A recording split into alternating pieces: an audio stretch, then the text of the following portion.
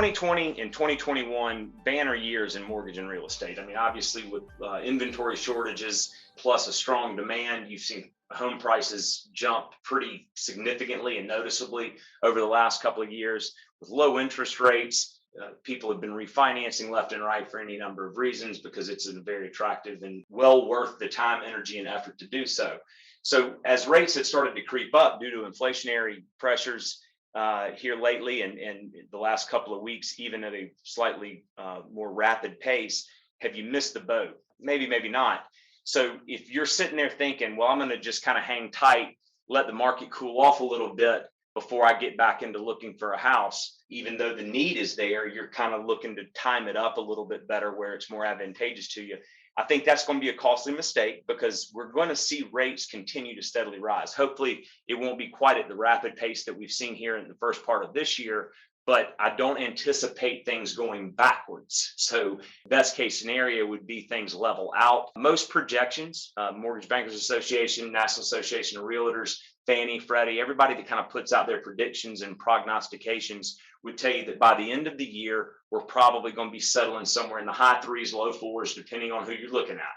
So while rates are still below that level, which historically speaking, we're at all-time lows, even though we have moved up off the bottom, that trend should continue.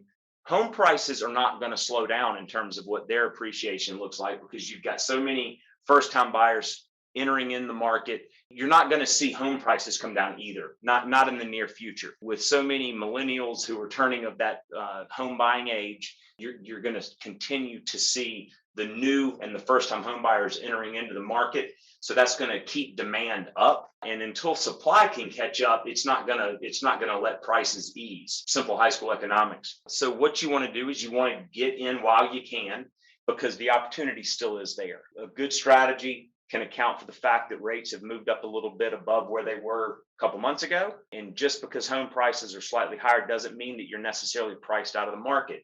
So a good strategy can get you into the house. And I think that doing so now is going to be a better time than it will be 6 months from now. Same way that 6 months ago would be better than now. So in other words, just get in while it's still favorable. And if you haven't refinanced yet, I mean, have you missed the boat there? Are you going to miss that party? Well, not necessarily, because again, even though rates have moved up, they're still at historic lows. And since property has appreciated at such a rapid pace over the last couple of years, the opportunity to refinance and eliminate mortgage insurance, that has nothing to do with rate. Getting rid of a big chunk of that payment, even at the same rate, can save you thousands of dollars. Taking advantage of the fact that your home is worth a lot more than it was a couple of years ago could give you the opportunity to pull cash out, take advantage of the equity position to do a renovation project. Perhaps it's to take some cash out and pay off higher interest rate consumer debt, whether it's auto loans, credit cards, student loans, etc. So from an overall perspective, you can still greatly benefit your cash flow position on a monthly basis by looking at refinancing. Now, it doesn't necessarily mean it's going to make sense for everybody, but I'm of the opinion that it makes sense for everybody to at least talk about it. If you don't talk about it, you don't know what the opportunities look like.